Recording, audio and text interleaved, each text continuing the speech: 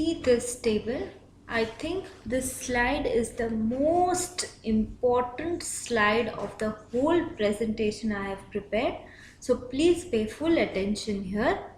This table will help you prepare journal entries and help you understand journal entries. Don't mug up anything, just try to understand. See, what all accounts can I have? In a business, either I will have an asset account, a liabilities account, capital account, and revenue or an income account, or an expense or an loss account. 5 types of accounts: assets, liabilities, capital, revenue, and expenses. Now only 2 things can happen. Either it can be debited or it can be credited. Now let's understand what needs to be debited and what needs to be credited. An asset, when increases in our business, we need to debit it. Because asset is something which helps us in running our business. Examples of assets, let's take some examples. Land. Land is an asset. When it comes into the business or when land is increasing, simply debit the land account. Building, another asset. Okay, building is another asset. When it comes in or when it increases, debit the account. Okay, then investments, again assets. See, investment can be of 2 types: short-term investments and long-term investments. The investments over 12 months, that is one financial period, one accounting period, comprises of normally 12 months. So the investment over 12 months will be a fixed asset, and investments below 12 months will be a current asset. But both are assets, and when they increase we have to debit them. Okay, next, debtors. Who are debtors? The persons to whom I have sold goods on credit and now I have to receive money from them are my debtors. So I have to receive something from them, good for my business, so it is an asset. They will have a debit balance. Debtors are my current assets.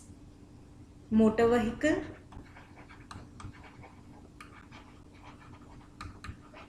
Asset for the business. Furniture.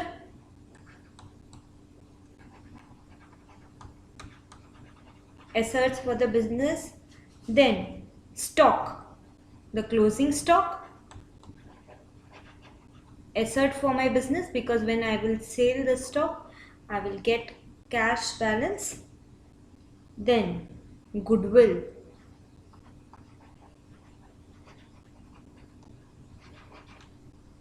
Goodwill is the name that you earn over a period. Can you touch goodwill? Can you touch goodwill of a Reliance company or of Tata company? No. The things, see, you can touch land, you can touch building, you can touch motor vehicle, furniture, stock, these all you can touch. So these are tangible assets, but goodwill you can't touch, although it may be of great value to some organizations which they have earned over a long period, but you cannot touch them. The asset which has a value but you can't touch them, it doesn't have a physical existence, that is called as intangible asset. So goodwill is also an asset. Accrued income.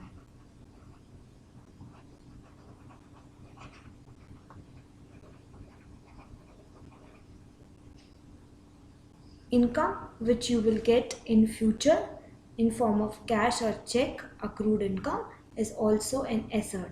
So all these things when increase, you have to just debit them. Land coming into the business, land account debit. Okay, furniture coming into the business, furniture account debit. In goodwill coming in, goodwill account debit. You have to follow a simple rule, and vice versa. When it decreases, you have to just credit them. See, if you put depreciation on furniture, means you are reducing the value of furniture. So what you have to do, pass a simple entry in which you have to credit the furniture account, because due to depreciation the balance decreases. Okay, now let's talk about the expenses, which have the same rule of what assets have. When the expenses or the losses increase, when the expenses or the losses increase, you have to debit them, and when the expenses or the losses decrease, you have to credit them. Let's talk about expenses. What all things can be my expenses? Purchase. When I purchase the goods, I have to debit it. Purchase always has a debit balance. You have to always debit purchase, because by purchase you raise an expense. So purchase account has always to be debited. Then whatever expense you do for running a business, I pay salary, I pay rent, I have freight, I pay wages, printing and stationery, carriage inward, carriage outward, all the carriages inward or outward, these all are my expenses, and debit them as they occur. See, these are related to cash. Somewhere depreciation is a non-cash item, but it is also an expense for the business. So whenever there is depreciation, just debit the balance. Repairs, printing and stationery,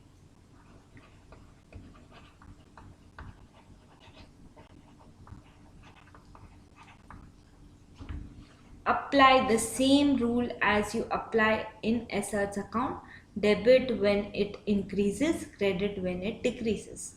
Debit when your expenses or losses increases, credit when they decrease. Okay, now coming with these middle three accounts which have the same balance. Liabilities, you credit your liabilities when they increase, you debit your liabilities when they decrease. It is opposite to what you see in assets. Same here, capital account. When the capital account increases, please pay notice here, because this entry will come again and again in questions. When the capital account is increasing, you bring capital in your business. What do you do with it? You have to credit it. Okay, and when capital is going out of the business, that is decrease in capital, you have to debit it.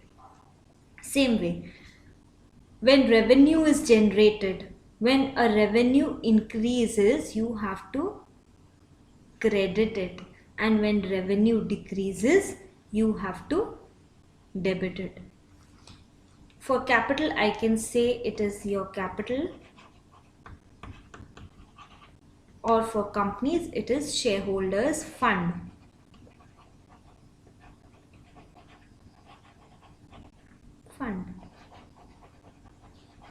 So whenever some capital is coming into the business, coming in, increasing, just credit it.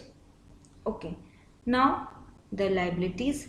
What all can be the liabilities for my business? What are liabilities which I have to pay sooner or later to outsiders? Is the liabilities of my business. For example, see, bank account is an asset. I had to write here cash and bank, both are my assets. But then bank overdraft means you don't have that much money and you are withdrawing more money than what you have from bank is in bank overdraft. So sooner or later you will have to pay it to the bank people. So bank overdraft is a liability to your business. Then in front of debtors you have creditors, from whom you have purchased on credit. At the time of purchase, you did not make them the payment. So afterwards, you need to pay them. So there is a liability arising to pay them. So creditors have a credit balance. Okay. Bills payable.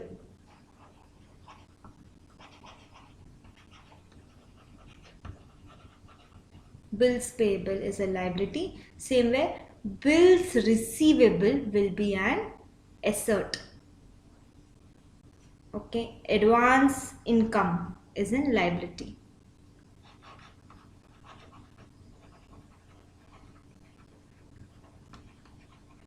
Is in liability because I had to receive it in future coming months, but I received it now only. So it is a liability. In future, it will be compensated with my income at that time.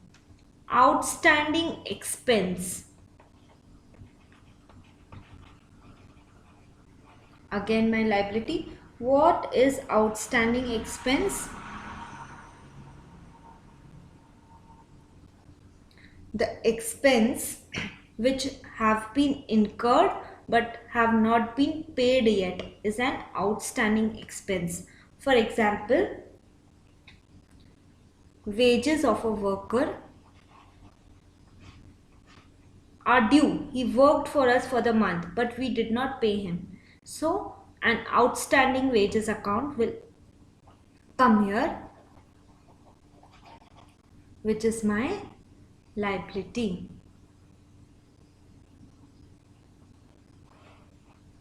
Okay. Now revenue. How do I generate revenue? The most important thing from which I generate revenue is my sales. See, purchase account on increasing it has to be debited, but sales account on increasing has to be credited always. So it can be sales of goods, it can be sales of services, anything. Other modes of revenue, interest received,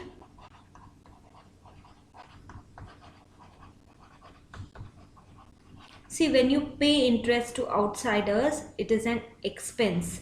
When you receive it, it is an income. You may receive interest from bank because you deposit money with the bank, interest received, or from an outsider, discount received.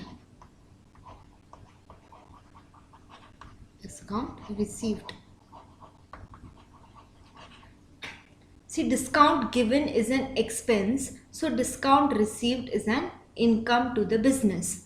So all these three accounts, the liabilities, the capital and the revenue, when they increase you have to debit it, and when they decrease it, when they increase it you have to credit it, and when they decrease you have to debit it. So this, I call this a golden palette, and sooner or later this will be in your mind and then you can pass the entries.